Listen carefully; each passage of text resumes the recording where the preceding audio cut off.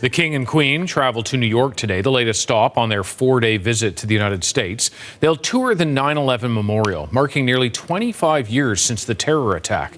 It follows a state dinner hosted by President Trump and the First Lady.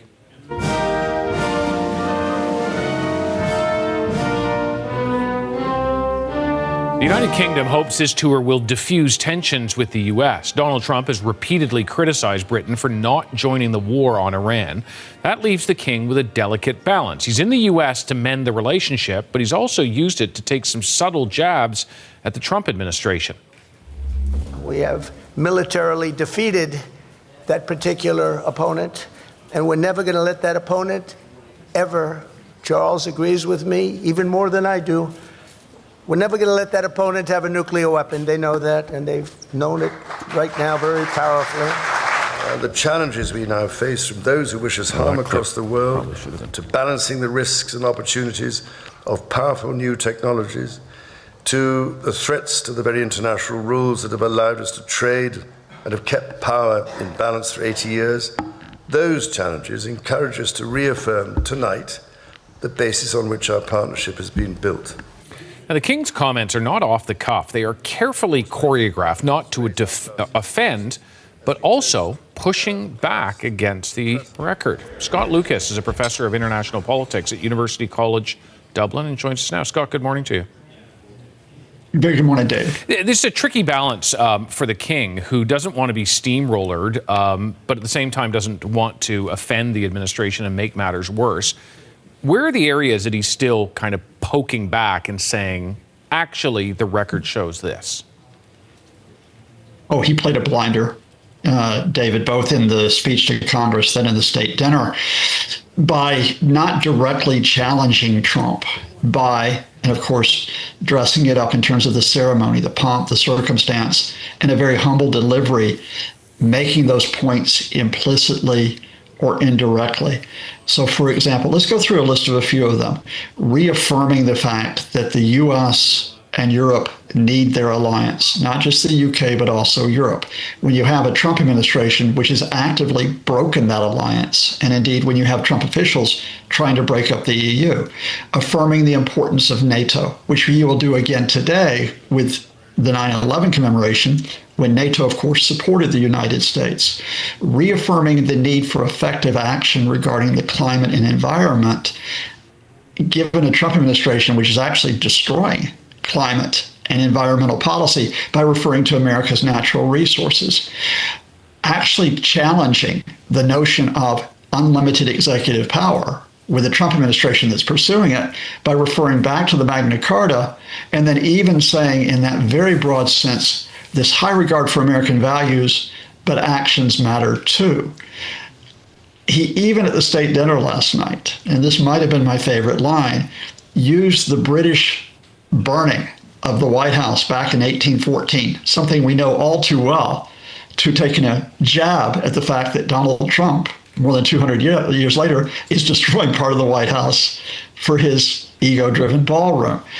And the important thing about it is, I'm not sure Trump knew that Charles was jabbing. The only real pushback from Trump was this, you played the clip, which said, oh, well, Charles supports me that Iran should not have a nuclear weapon. And this morning, Buckingham Palace, again, very politely, but very markedly, has said, well, actually, we have always supported nuclear non-proliferation. Very different from a position on Iran, which, by the way, doesn't actually have a nuclear weapon.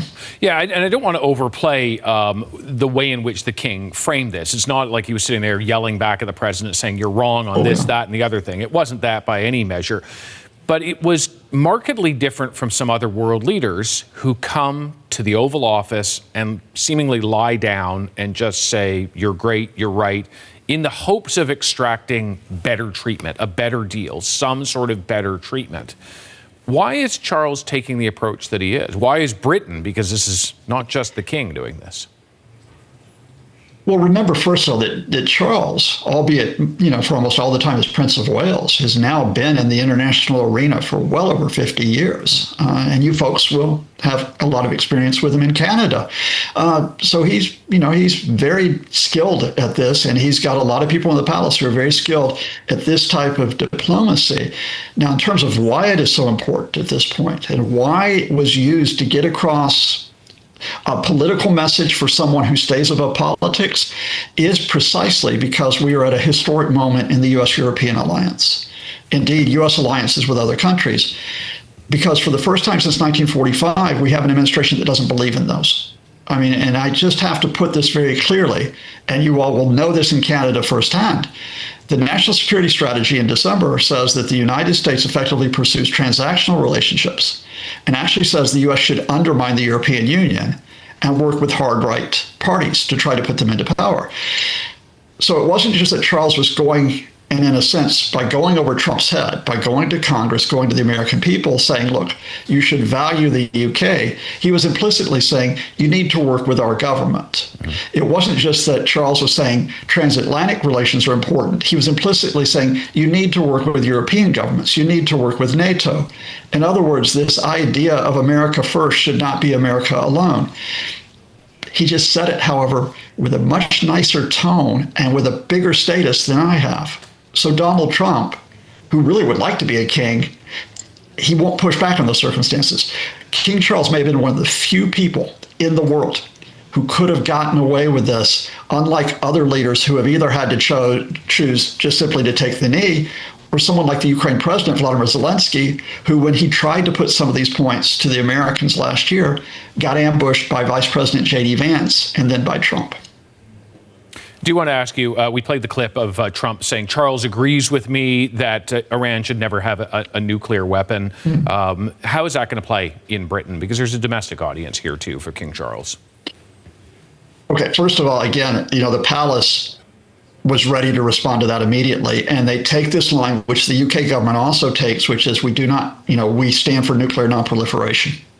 We don't want anybody else to be getting a nuclear weapon. That, of course, will include Iran.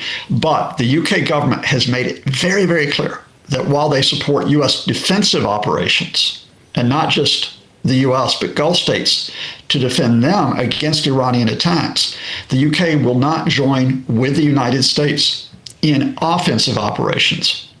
That includes American airstrikes, and that also includes not going in as a belligerent into the Strait of Hormuz. The vast majority of British people, it looks like, support that line. Keir Starmer, who is in a lot of trouble on the domestic front, has actually, I think, earned points with the position he's taken on Iran, except for a minority that are on the real right of a British politics, especially those around the Reform Party. Scott Lucas, appreciate your time this morning. Thank you.